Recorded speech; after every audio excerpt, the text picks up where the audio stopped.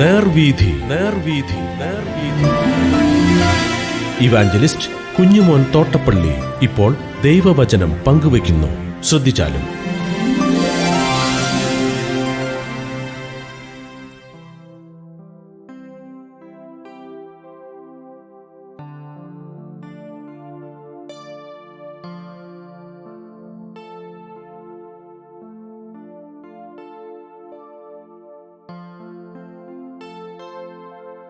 യിരെമ്യാ പ്രവചനം 48-ാം അധ്യായം.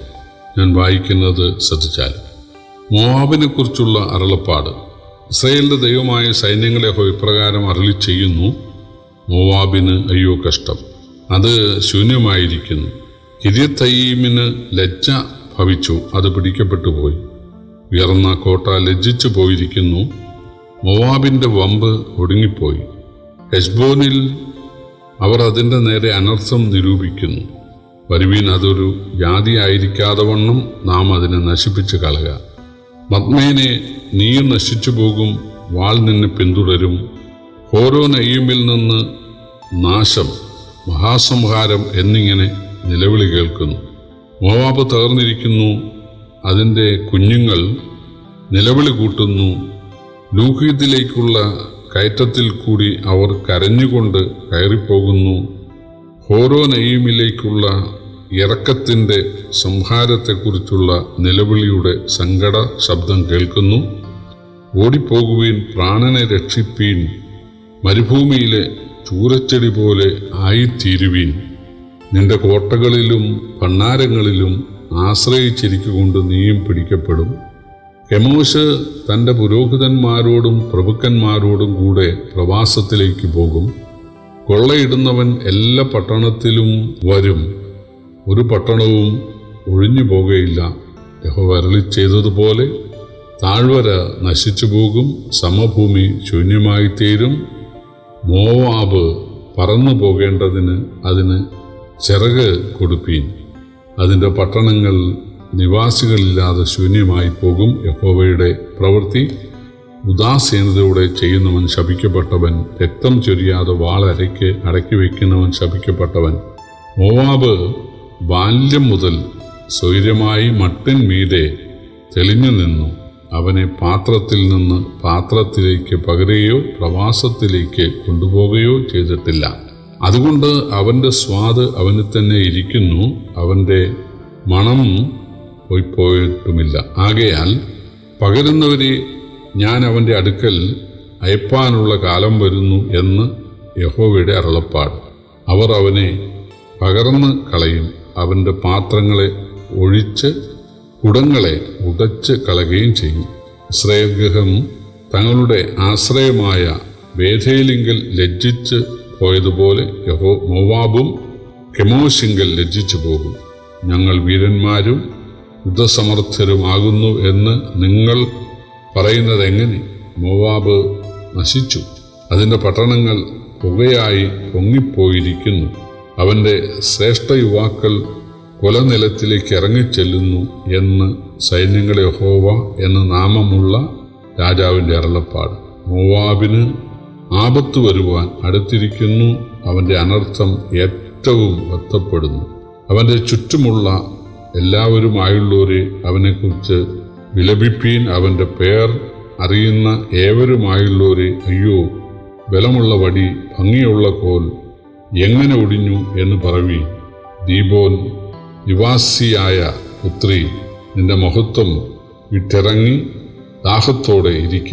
മോവാബിനെ നശിപ്പിക്കുന്നവൻ നിന്റെ നേരെ വന്ന് നിന്റെ കോട്ടകളെ നശിപ്പിക്കുമല്ലോ. അരോവേർ നിവാസിയെ, നീ വഴിയിൽ നിന്നുകൊണ്ട് നോക്കുക. ഓടിപ്പോകുന്നവനോടും ചാടിപ്പോകുന്നവളോടും സംഭവിച്ചതെന്ത് എന്ന് ചോദിക്കാം. മോവാബ് തകർന്നിരിക്കാൻ ലജ്ജിച്ച് പോയിരിക്കുന്നു, മുറയിട്ട് നിലവിളിപ്പീൻ. മോവാബ് ശൂന്യമായിരിക്കുന്നു എന്ന് അർന്നോനിങ്കൽ അറിയിപ്പീൻ. സമഭൂമിക്ക് ന്യായവിധി വന്നിരിക്കുന്നു.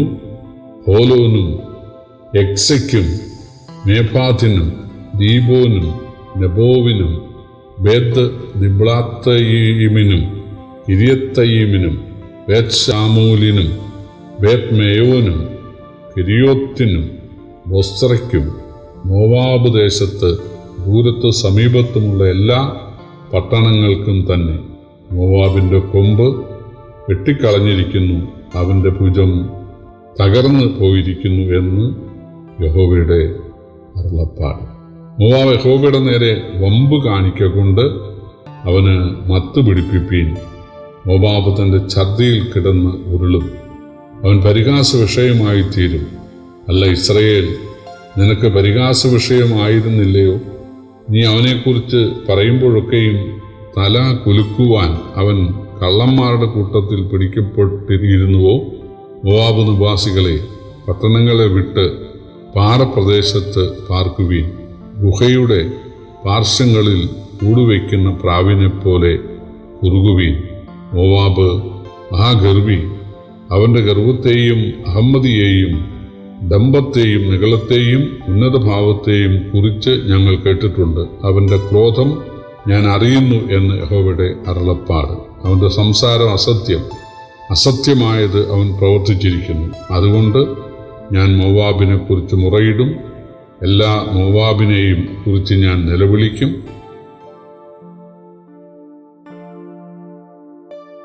48-ാം അധ്യായം മോവാബിനെതിരെയുള്ള ദൈവത്തിൻ്റെ ഇടപെടലാണ്.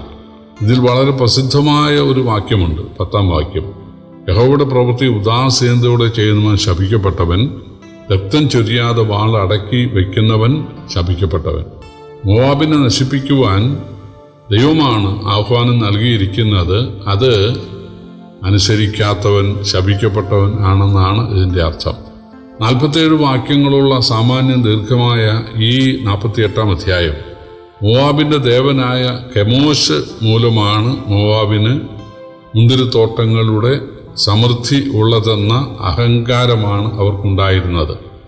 അതുകൊണ്ടാണ് മോവാബിനെ 48-11 മുതൽ വാക്യങ്ങളിൽ മട്ടൂരി മുന്തിരിച്ചാറിനോടും ഉപമിച്ചിരിക്കുന്നത്. 32 മുതൽ 33 വരെയുള്ള വാക്യങ്ങൾ മോവാബിനെ മുന്തിരിത്തോട്ടത്തോടാണ് ഉപമിച്ചിരിക്കുന്നത്.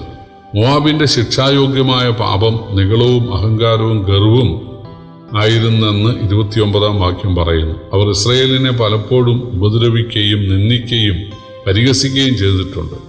ഇസ്രയേൽ മിസ്രൈമിൽ നിന്ന് വരുമ്പോൾ അവർ അപ്പവും വെള്ളവുമായി എതിരേൽക്കായികയാൽ 10-ാം തലമുറ പോലും യഹോവയുടെ സഭയിൽ പ്രവേശിക്കരുത് എന്ന് ദൈവം വിധിച്ചത് ആവർത്തന പുസ്തകം 23-ന്റെ 3-4 വാക്യങ്ങളിലുണ്ട്. അതുകൊണ്ട് മോവാബ്യ പട്ടണങ്ങളായ Nebo, കിര്യത്തയീം, ഹെഷ്ബോന്, മക്മേനെ, Dibon, Aroer, Arnon, Holon, കിര്യോത്ത് തുടങ്ങിയ പട്ടണങ്ങളും ലൂഹിത കയറ്റവും ഹോരോനെയും ഇറക്കവും ഉൾപ്പെടെ തകരും. സകല കൃഷിഭൂമികളും തകർന്ന് ചൂരച്ചെടി പോലെയാകും. അവർ പ്രവാസത്തിൽ പോകേണ്ടി വരും. അവരുടെ ദേവനായ കെമോശും അവരോടുകൂടെ എടുത്തുകൊണ്ട് പോകപ്പെടും. അല്ലാത്തവർ വാളാൽ വീഴും. 44-ാം വാക്യം പറയുന്നത്, പേടി ഒഴിഞ്ഞോടുന്നവൻ കുഴിയിൽ വീഴും, കുഴിയിൽ നിന്ന് കയറുന്നവൻ കെണിയിൽപ്പെടും എന്നാണ്.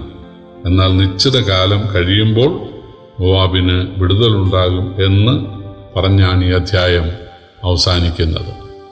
പ്രിയപ്പെട്ടവരെ, ദൈവം തനിക്കെതിരെ പ്രവർത്തിക്കുന്ന ആളുകളെ മറക്കുന്നില്ല എന്നുള്ളത് നാം ഇവിടെ കാണേണ്ടതാണ്. ദാവീദ് വയസ്സനായപ്പോൾ തൻ്റെ മകനായ ശലോമോനോട് പറയുന്നുണ്ട്, ശിമെയി എന്നവൻ എന്നെ നിന്ദിച്ചു, അവൻ്റെ നരയെ നീ ദുഃഖത്തോടെ പാതാളത്തിൽ അയക്കണം. എന്നാൽ ബർസില്ലായി എനിക്ക് തുണ ചെയ്തു, അവൻ്റെ മക്കളെ, അവനെയും അവൻ്റെ മക്കളെ നീ അനുഗ്രഹിക്കണം. യോവാബ് എൻ്റെ ശ്രേഷ്ഠരായ നല്ല പടനായകന്മാരെ കൊന്നവനാണ്. അതുകൊണ്ട് യോവാബിൻ്റെ കാര്യത്തിലും നീ ശിക്ഷ നടത്തണം. അപ്പം നോക്കുക, ദാവീദ് വളരെ വയസ്സനായി, പക്ഷേ ദൈവത്തിൻ്റെ നീതി അവരിൽ, ദാവീദിന് അനുകൂലമായി പ്രവർത്തിച്ചവരിലും പ്രതികൂലമായി പ്രവർത്തിച്ചവരിലും ഇടപെടേണ്ട കാര്യം ദാവീദ് മറന്നില്ല. ദൈവഹൃദയപ്രകാരമുള്ളവനാണല്ലോ ദാവീദ്. അതുപോലെ ദൈവം തൻ്റെ ജനത്തെ ഉപദ്രവിച്ച ആളുകളെ ഒരിക്കലും മറക്കുകയില്ല. അവർക്ക് അതിൻ്റെ ശിക്ഷ നൽകിയിരിക്കും. ഇസ്രയേലിനെ ഉപദ്രവിച്ചവരിൽ മുൻപന്തിയിലുള്ള ആളുകളാണ് ഈ മോവാബ്യര്. വാസ്തവത്തിൽ അവര് ലോത്തിന്റെ മക്കളായതുകൊണ്ട്, അബ്രഹാമുമായിട്ട് ബന്ധമുള്ളവരായതുകൊണ്ട് ഇസ്രായേലിനെ ഉപദ്രവിക്കാൻ പാടുള്ളതല്ല. പക്ഷേ അവരുടെ ധനസമൃദ്ധി, അവരുടെ കാർഷിക അഭിവൃദ്ധി, അതിലവർ അഹങ്കരിച്ച് അവര് ഇസ്രായേലിനെ ഉപദ്രവിക്കുകയായിരുന്നു. പക്ഷേ ദൈവം കണക്ക് തീർക്കുകയാണ്. പ്രിയപ്പെട്ടവർ, നമ്മളെ നിന്ദിക്കുന്ന ആളുകൾ ഉണ്ട്. അഹങ്കാരികളായ, പരിഹാസികളായ ആളുകൾ, ദുഷ്പ്രവൃത്തിക്കാരായ ആളുകൾ. മലാഖിയുടെ പുസ്തകത്തിൽ പറഞ്ഞ തൂള പോലെ കത്തുന്ന ആ ദിവസത്തിൽ സകല അഹങ്കാരികളും ദുഷ്പ്രവൃത്തിക്കാരും താളടിയാകും. അന്ന് നിങ്ങൾ തൊഴുത്തുനിന്ന് അഴിച്ചുവിടുന്ന പശുക്കളെ പോലെ തുള്ളിച്ചാടും എന്നാണ് പറഞ്ഞിരിക്കുന്നത്. അതുകൊണ്ട് ഇന്ന് നമുക്ക് പരിഹാസമുണ്ട്, നിന്ദയുണ്ട്, പീഡയുണ്ട്, ഞെരുക്കമുണ്ട്, ഉപദ്രവമുണ്ട്. പക്ഷേ കർത്താവ് ഒരുക്കുന്ന ആ ദൈവരാജ്യത്തിൽ അതെല്ലാം ദൈവം മറക്കുമാറാക്കും എന്നുള്ളതോർത്ത് നമുക്ക് ധൈര്യപ്പെടാം. കർത്താവിൻ്റെ വലിയ നാമം വാഴ്ത്തപ്പെടുമാറാകട്ടെ.